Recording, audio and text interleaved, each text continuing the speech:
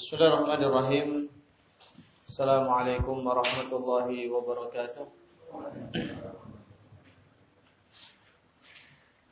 Innal hamdalillah nahmaduhu wa nasta'inuhu wa nastaghfiruh wa na'udzu billahi min shururi anfusina wa min sayyiati a'malina. Man yahdihillahu fala mudilla lahu wa man yudlil fala hadiya lahu. Ashhadu an la ilaha illallah wahdahu la syarika lah wa ashhadu anna Muhammadan abduhu wa rasuluh sallallahu alaihi wa ala alihi wa ashabihi wa man tabi'ahum bi ihsanin ila yaumiddin, amma ba'd. Ikhwani fillah, kaum muslimin rahimani wa rahimakumullahu jami'an. Alhamdulillah, senantiasa kita panjatkan puji dan syukur kepada Allah Subhanahu wa ta'ala, Zat yang terus-menerus memberikan kepada kita semuanya kenikmatan demi kenikmatan, baik nikmat-nikmat yang zahir maupun nikmat-nikmat yang batin, sehingga pada malam hari ini Allah Subhanahu wa ta'ala masih memberikan kepada kita semuanya sekian banyak kemudahan untuk hadir di majelis ilmu. Bersama-sama kita mengkaji dan mengambil pelajaran dari ayat-ayat Allah Subhanahu wa ta'ala dan hadis-hadis Rasulnya alaihi salatu wassalam. Kemudian ikhwani fillah rahimani wa rahimakumullah, masih pada pembahasan tafsir surah Al-Kahfi, di mana pada pertemuan yang lalu kita telah sampai pada ayat yang ke-15.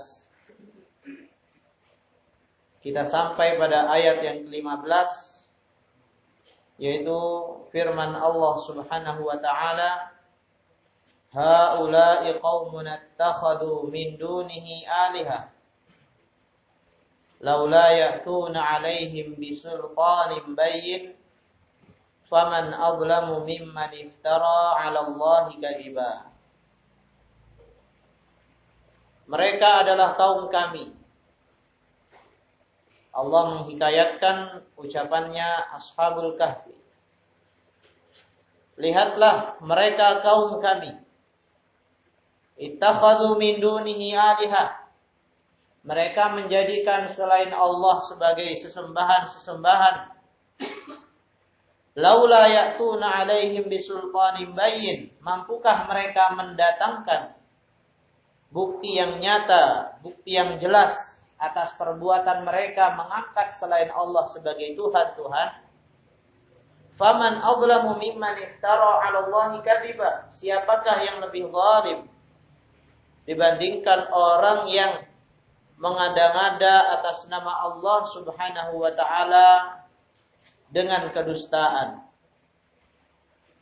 Ucapan Ashabul Kahfi yang Allah Subhanahu wa ta'ala hikayatkan untuk mereka mengingat nikmat yang ada Allah berikan kepada mereka, untuk mereka mengingat-ingat dan agar dengannya semakin bersyukur kepada Allah Subhanahu wa ta'ala atas nikmat yang diberikan kepada mereka, sehingga Ashabul Kahfi memerintahkan kaumnya untuk melihat kepada diri mereka masing-masing yang menjadikan selain Allah Subhanahu wa ta'ala sebagai Tuhan.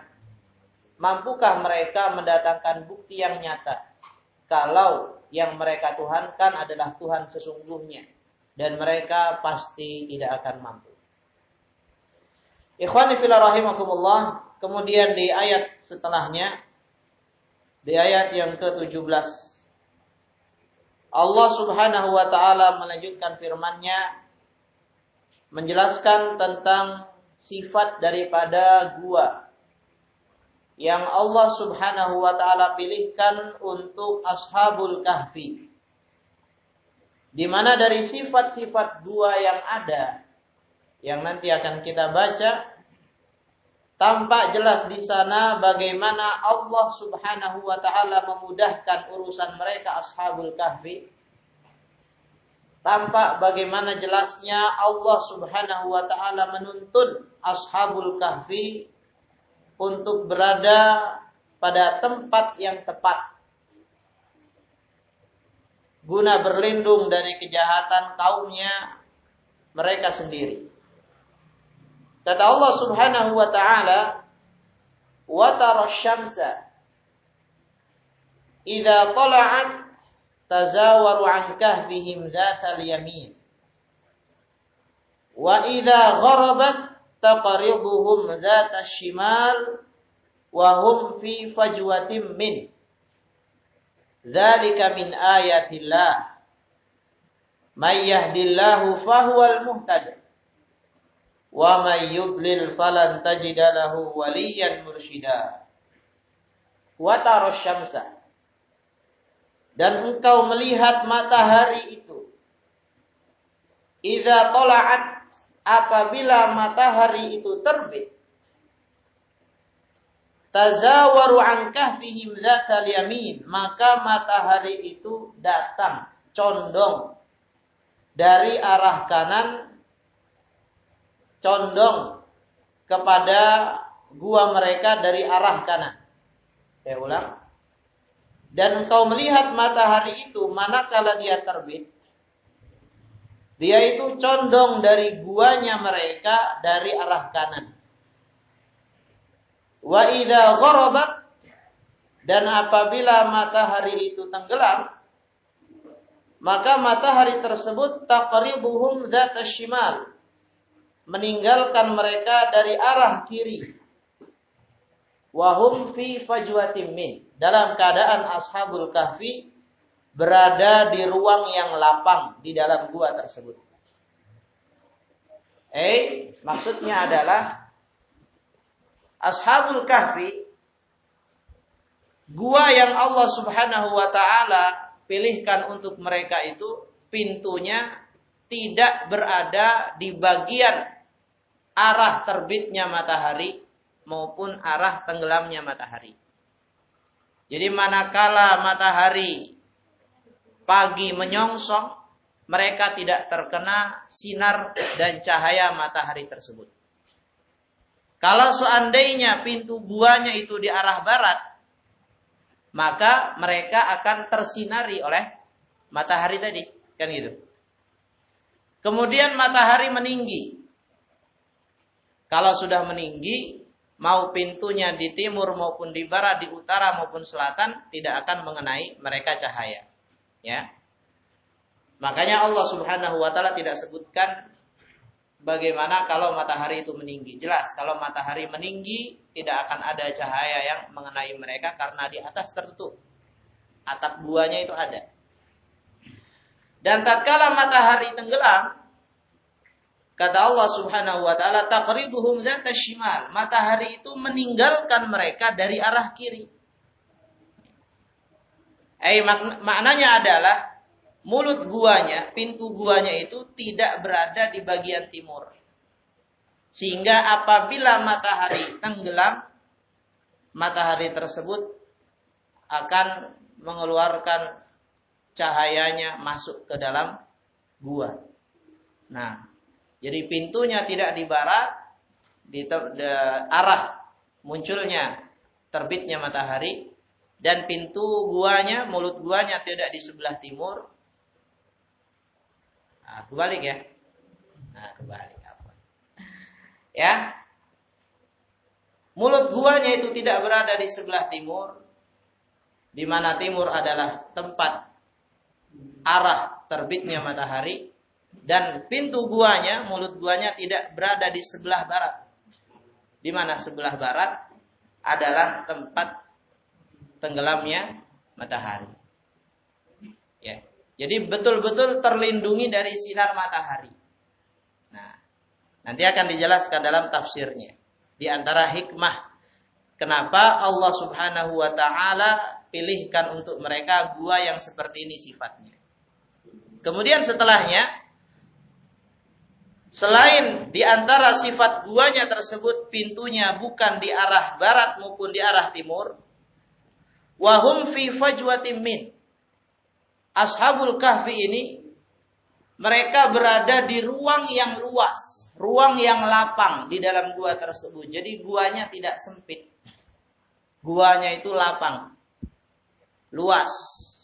Nah, dan nanti juga akan disebutkan oleh Syekh Abdurrahman bin Nasir As-Sa'di hikmah daripada Allah Subhanahu wa taala pilihkan mereka gua yang memiliki ruangan yang luas tersebut. Kemudian Allah mengatakan dzalika min ayatillah. Ini adalah termasuk tanda-tanda kebesaran Allah Subhanahu wa taala. May yahdillahu fahuwal muhtad. Siapa yang Allah berikan hidayah, maka dialah orang yang mendapatkan hidayah.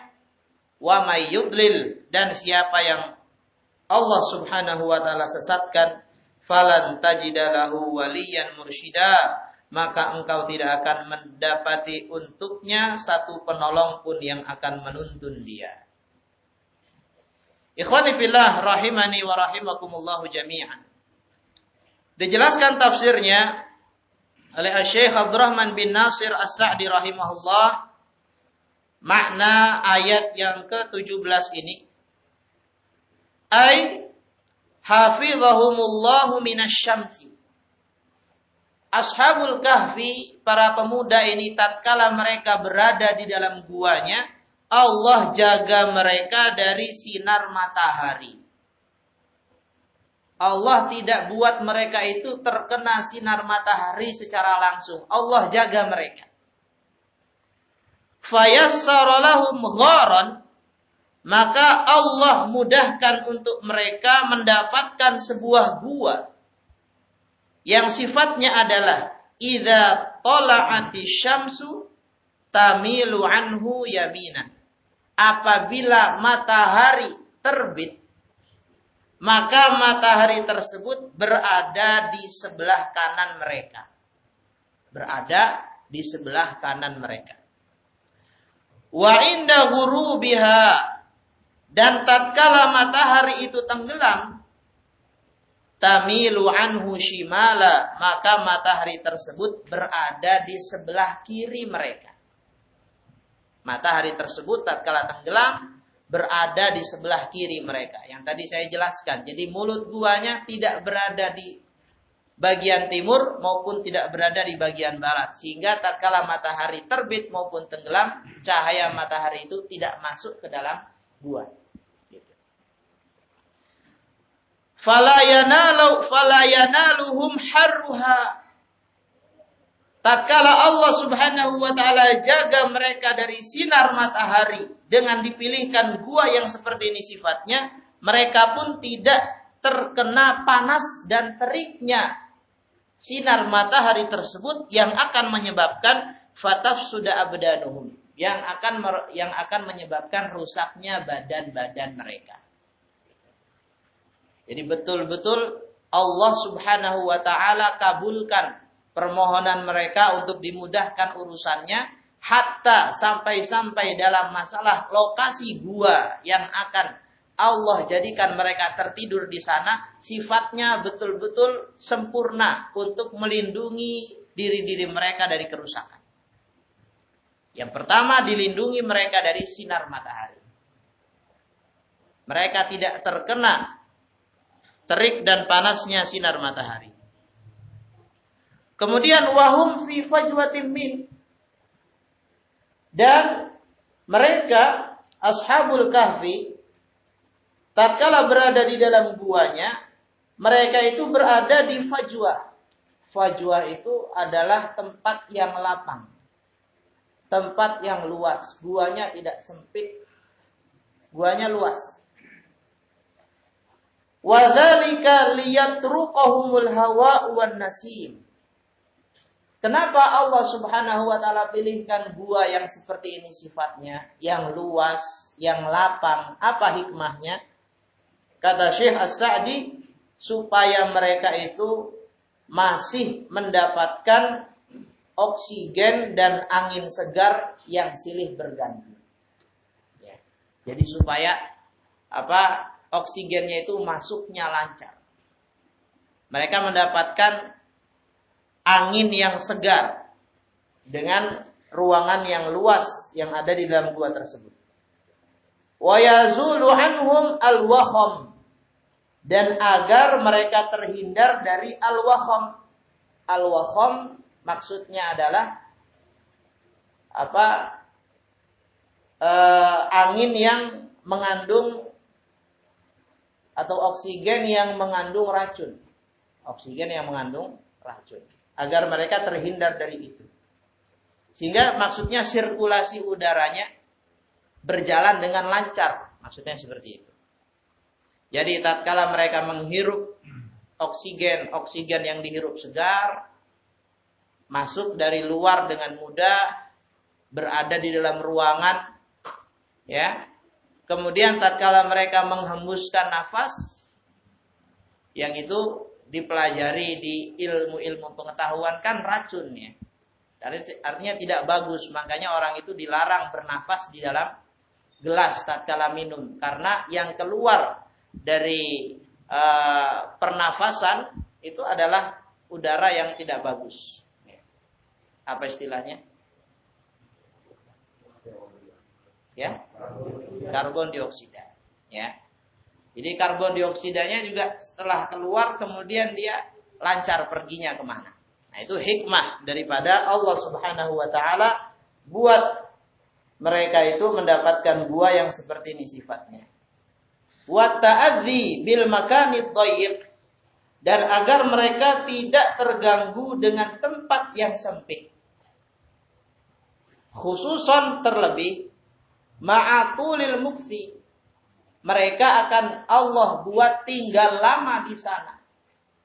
Ya.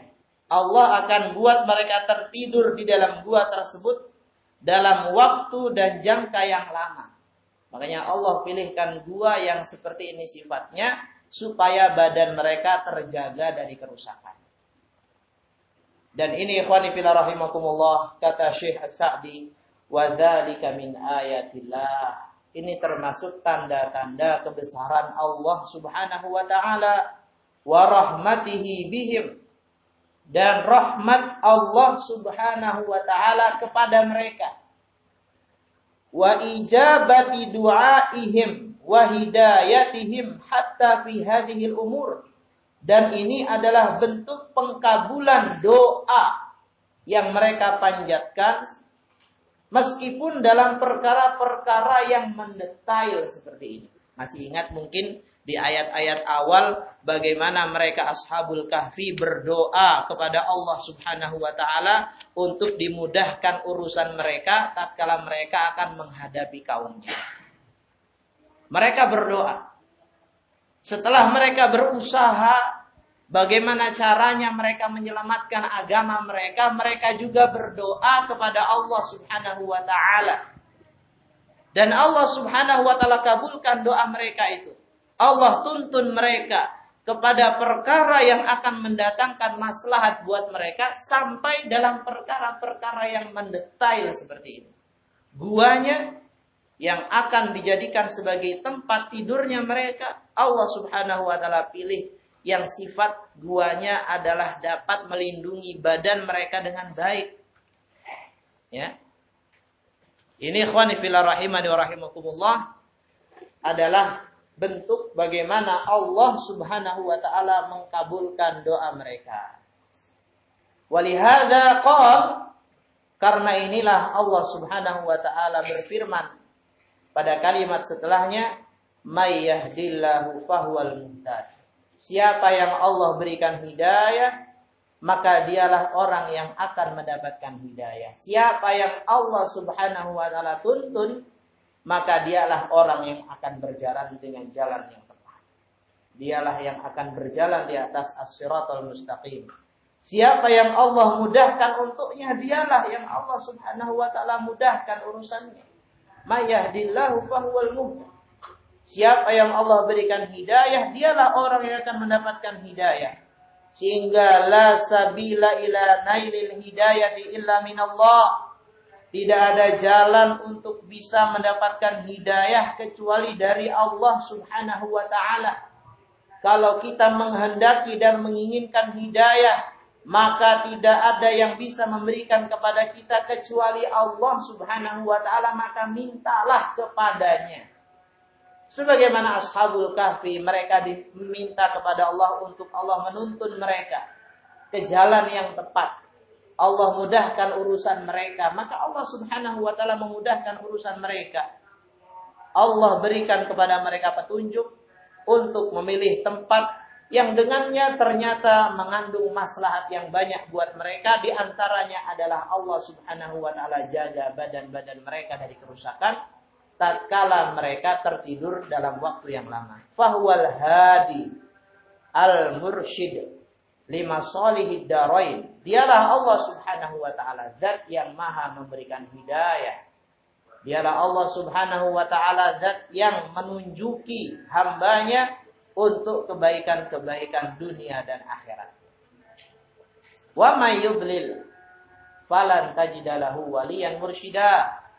Dan siapa yang Allah Subhanahu wa taala sesatkan, maka engkau tidak akan mendapati untuknya satu penolong pun yang akan bisa menuntun dia kepada jalan yang benar. Kalau Allah sudah menyesatkan seseorang, maka tidak ada yang mampu memberikan hidayah kepada dia. Bagaimanapun cintanya kita kepada orang tersebut. Tapi apabila Allah telah sesatkan dia, maka tidak ada satupun yang mampu untuk memberikan hidayah kepadanya. La tajidu man yatawallahu wa yudabbiruhu ala ma fihi salahu. Kalau Allah sudah menyesatkan seseorang, maka engkau tidak akan mendapati seorang pun yang mampu untuk mengurusi dia dan menuntun dia kepada jalan yang akan membawa dia kepada kebaikan dan keberuntungan. Ikhwani fillah, rahimani wa rahimakumullah jami'an. Naam. Hidayah adalah semata-mata milik Allah Subhanahu wa taala. Kita sebagai hamba Allah bisa memberikan hidayah, namun hidayah yang sifatnya adalah hidayatul bayan wal irsyad. Hidayah menunjuki, menuntun orang. Ini kita bacakan ayat, ini kita bacakan hadis. Ini upaya kita untuk memberikan hidayah kepada orang tersebut. Akan tetapi yang menggerakkan hati untuk Allah Subhanahu wa taala, yang menggerakkan hati untuk orang tersebut mendapatkan dan bisa menerima apa yang kita tunjukkan kepadanya, hanya Allah Subhanahu wa taala, dan itulah yang disebut dengan hidayatut taufiq. Jadi manusia memiliki hidayah, tapi hidayatul irsyad wal bayan, hidayah berupa menunjuki, menuntun orang lain kepada jalan yang benar, kita tunjukkan kepadanya qala Allah qala Rasul.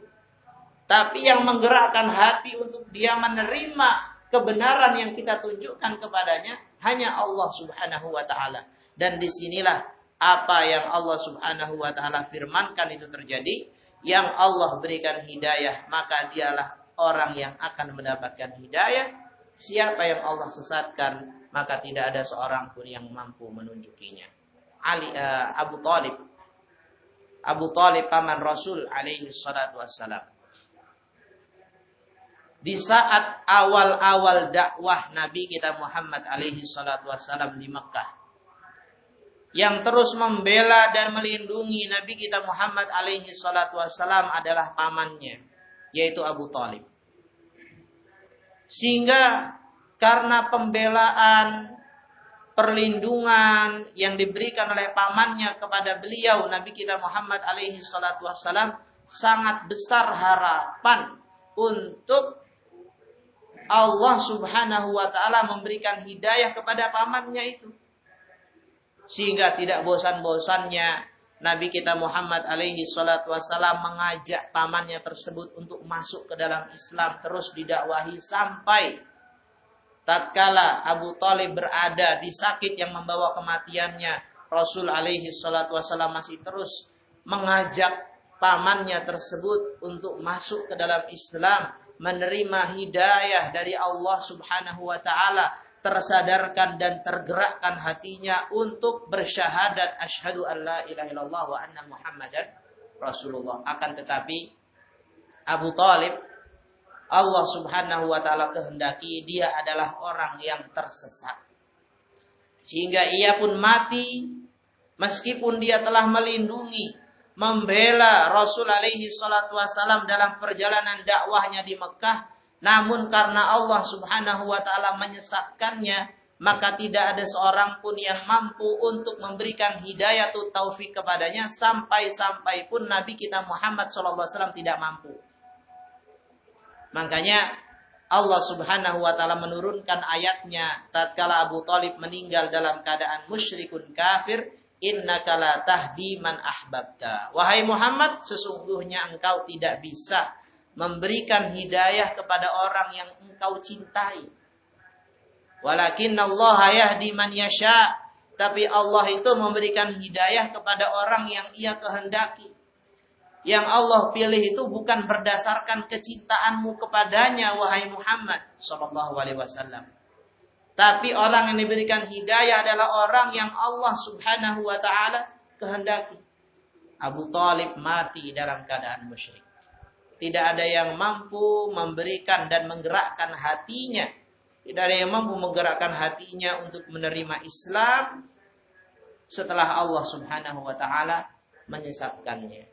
Sebaliknya, ikhwati fillah rahimakumullah. Ada seorang budak dari Habasyah. Namanya Wahsy bin Harb. Seorang budak yang dimiliki oleh Jubair bin Mut'im. Tatkala terjadi perang Badar.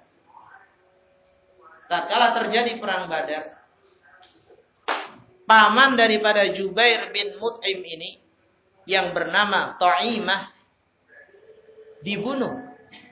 Ya. Dibunuh di kejadian perang Badar tersebut. Pamannya. Maka tatkala akan terjadi perang Uhud, tatkala bangsa Quraisy mereka berjalan dari Madinah ke Uhud untuk melaksanakan perang melawan pasukan Rasul alaihi salatu wassalam, Jubair bin Mut'im memberikan janji kepada Wahsy bin Harb.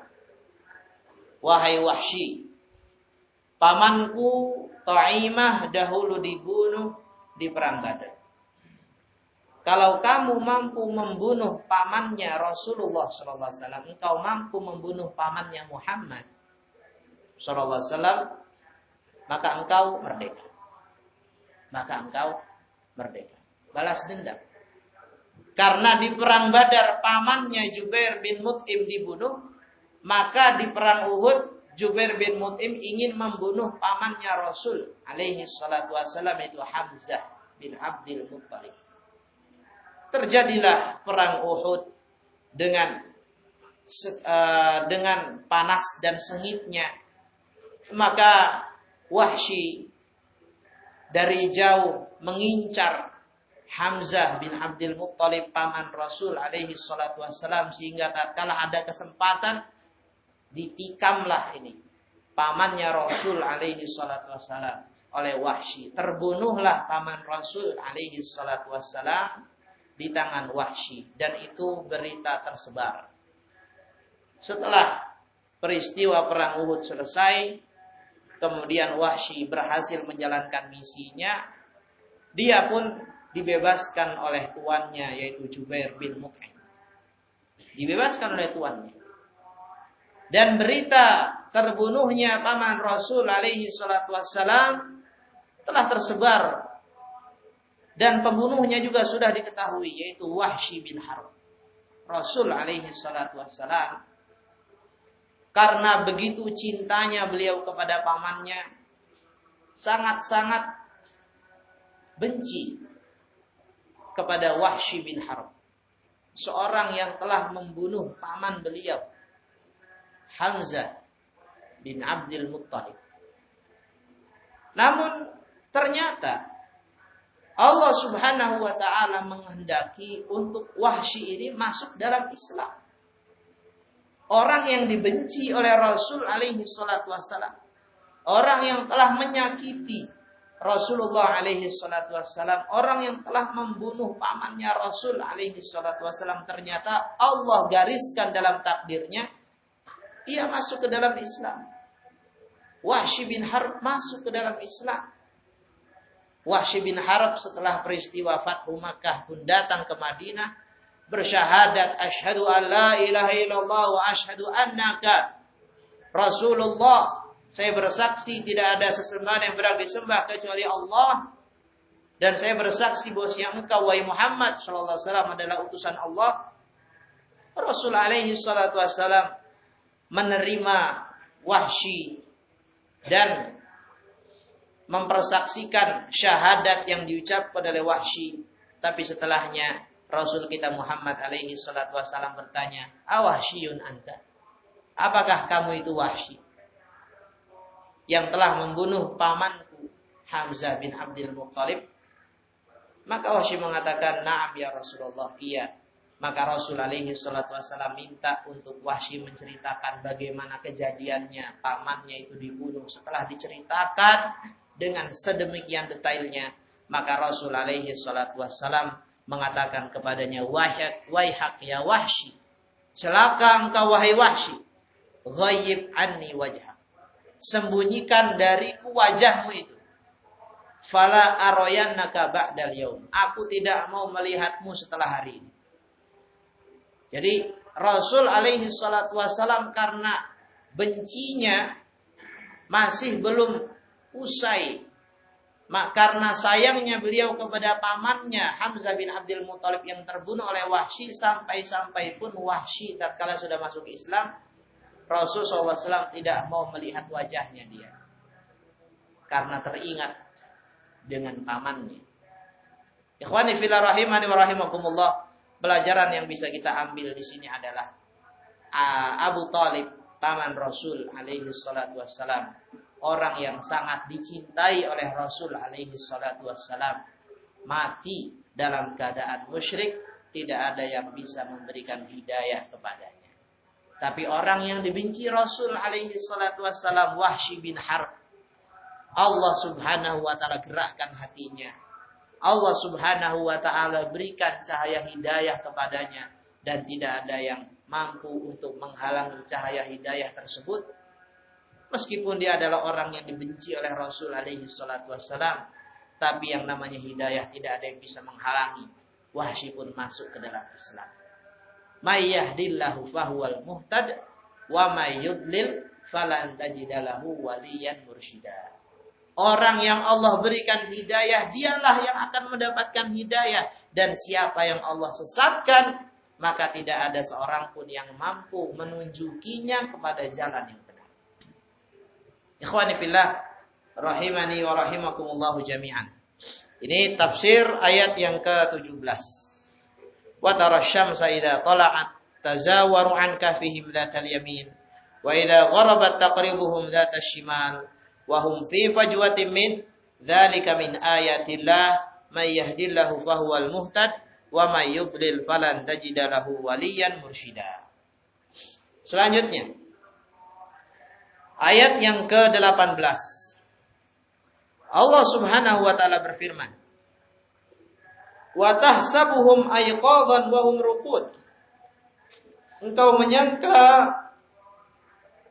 Engkau akan menyangka mereka itu terbangun, padahal mereka itu tertidur.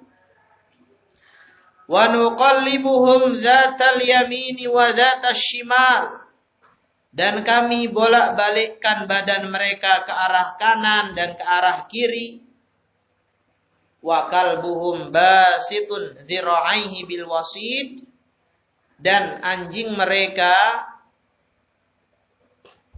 meluruskan kedua dzira'nya, kedua kakinya bil wasid, di pintu gua.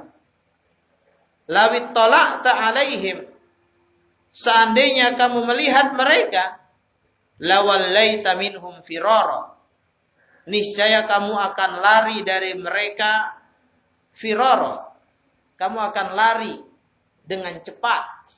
meninggalkan mereka. Wala mulita minhum ru'ba, dan engkau akan diliputi rasa takut karena melihat mereka. Ini ayat yang ke-18. Juga di ayat ini Allah Subhanahu wa taala menjelaskan bagaimana Allah Subhanahu wa taala menjaga Ashabul Kahfi di dalam guanya mereka tatkala mereka tertidur. Kalau di ayat 17 Allah menjelaskan bagaimana Allah menjaga mereka dengan bentuk guanya yang sempurna. Luas di dalamnya, pintunya tidak di arah terbitnya matahari maupun tenggelamnya matahari, sehingga mereka betul-betul terlindungi dari sinar matahari dan mereka mendapatkan sirkulasi udara yang bagus. Ya.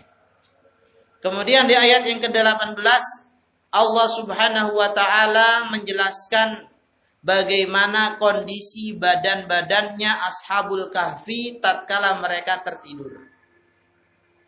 Allah Subhanahu wa taala mengatakan, wa tahsabuhum ayqadhan wa hum ruqud. Dan engkau akan menyangka mereka itu terbangun, padahal mereka itu sedang tidur. Dijelaskan oleh Syekh Abdurrahman bin Nasir As-Sa'di rahimahullahu rahmatan wasi'ah, tahsabuhum ayyuhan nadhiru ilaihim ka'annahum ayqadh. Engkau apabila melihat mereka tatkala mereka Allah tidurkan di dalam gua tersebut, engkau akan melihat mereka dan engkau akan menyangka kalau mereka itu bangun. Mereka itu terjaga, mereka tidak tidur. Padahal walhalu annahum niyam, padahal keadaan aslinya mereka itu sedang tidur. Tapi kalau ada orang melihat mereka, orang akan menyangka mereka ini enggak tidur. Mereka ini sedang terjaga, terbangun. Maka qala al-mufassirun, ahli tafsir mengatakan, kenapa orang yang melihat mereka Ashabul Kahfi akan menyangka Ashabul Kahfi dalam tidurnya mereka itu mereka sedang terjaga, bangun? Wa dzalika li anna a'yunahum munfatahah. Karena mereka tatkala tidur itu mata mereka terbuka.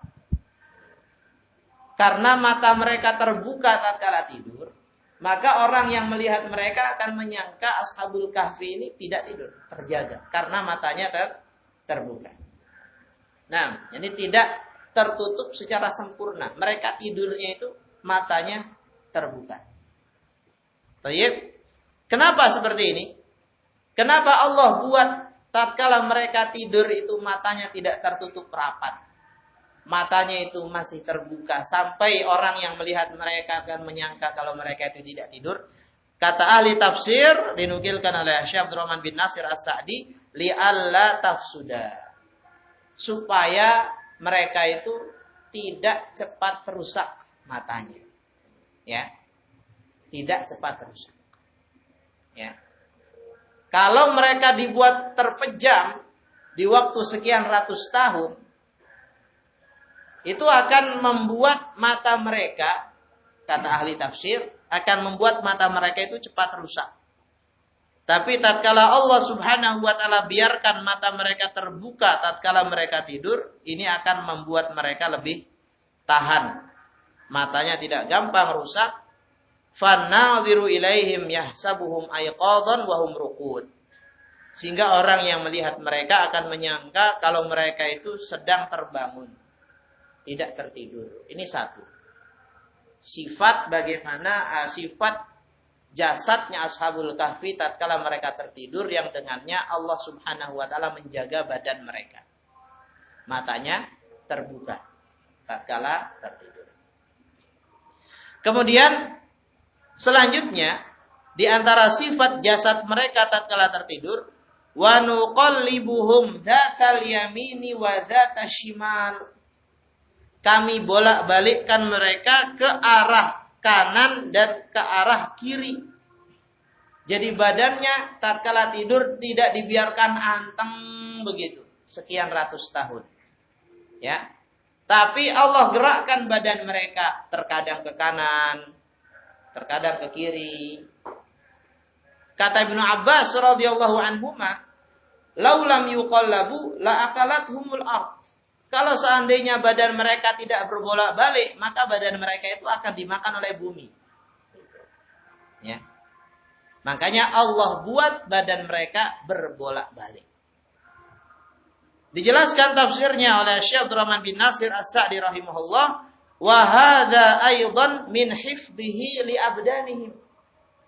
Ini juga termasuk bagaimana Allah Subhanahu wa taala menjaga badan-badan mereka ini Ashabul Kahfi. Selain mata mereka dibuat tidak tertutup, tidak terpejam secara sempurna tatkala tidur, badan mereka juga Allah Subhanahu wa taala bolak-balikkan. Dikarenakan li'annal arda min tabi'atiha aklul ajsam al-muttasilati biha.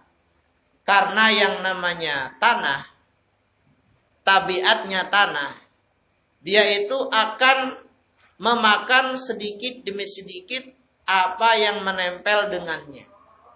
Ya, apa yang menempel dengannya itu akan dimakan sedikit-sedikit oleh tanah. Baik. Jadi kalau kita naruh sesuatu di tanah lama, itu kan bisa jadi keropos, ya.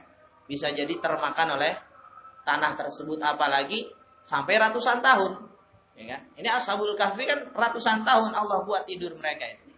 Kalau diam seperti itu saja selama ratusan tahun, ya berlumut, ya kan?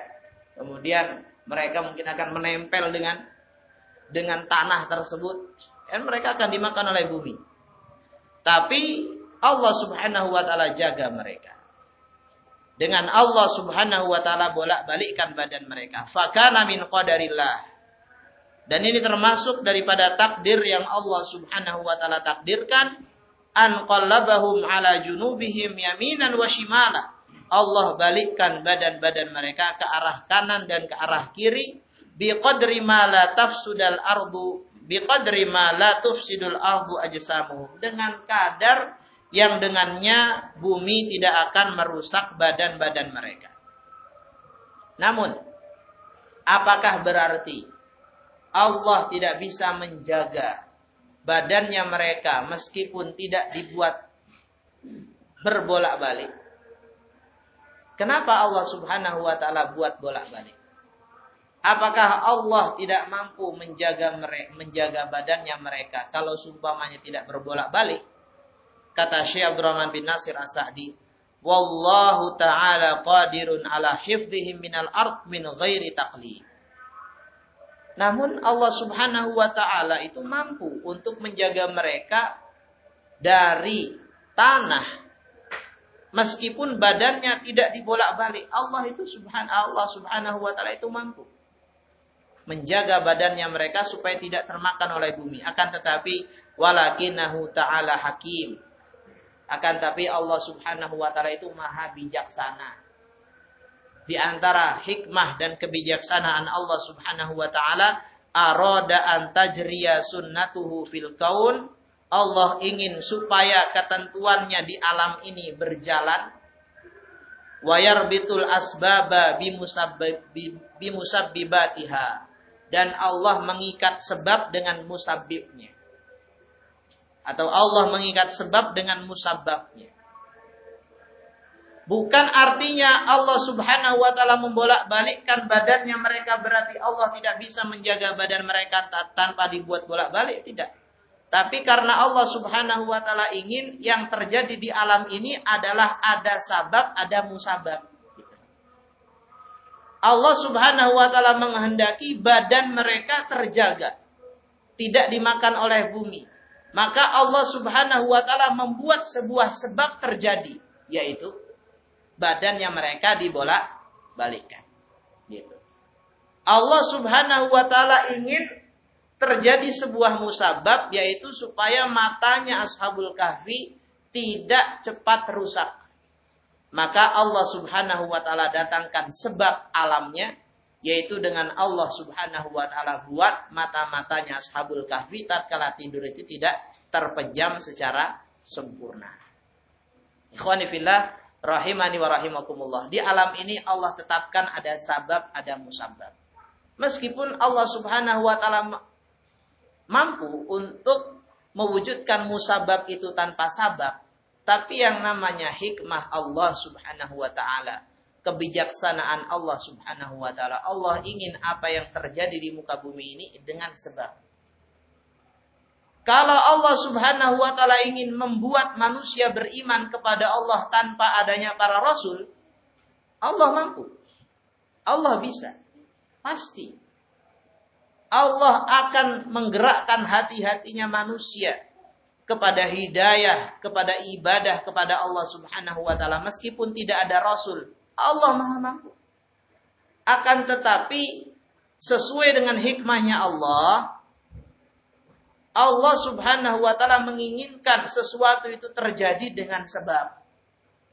Supaya manusia beriman, Allah Subhanahu wa taala munculkan sebabnya.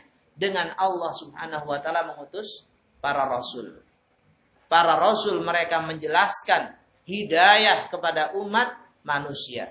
Sehingga dengan itu, dengan adanya sabab yaitu diutusnya para rasul, manusia pun mereka beriman kepada Allah Subhanahu wa taala. Bukan artinya sekali lagi Allah tidak bisa membuat manusia beriman tanpa adanya para rasul. Tapi Allah menginginkan apa yang terjadi di alam ini adalah terjadi dengan sabab. Jadi ada musabab, ada sababnya. Tatkala Allah Subhanahu wa taala menghendaki orang itu sehat tanpa olahraga, Allah bisa. Allah bisa. Allah Maha mampu. Semua yang Allah kehendaki, Allah Subhanahu wa taala mampu untuk mewujudkannya.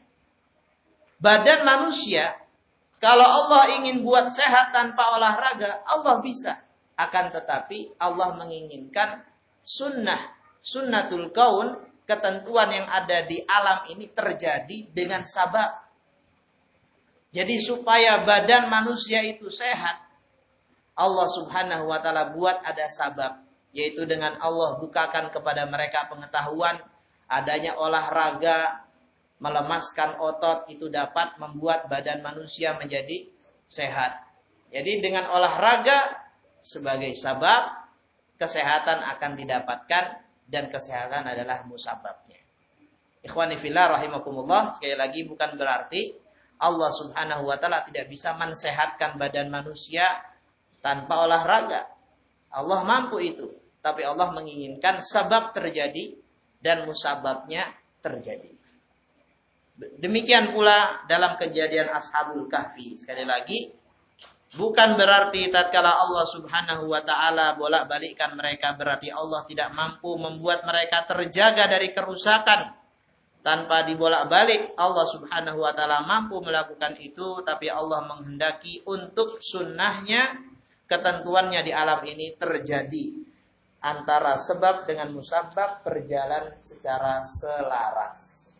Wallahu ta'ala a'la wa a'lam bishawab. Ada penjelasan sedikit terkait dengan ayat yang ke-18 ini. Tambahan, insyaallah kita lanjutkan di pertemuan yang akan datang bismillah. Wallahu ta'ala a'la wa a'lam bishawab. Subhanakallahumma rabbana wa bihamdik. Asyhadu an la ilaha illa anta astaghfiruka wa atubu ilaik.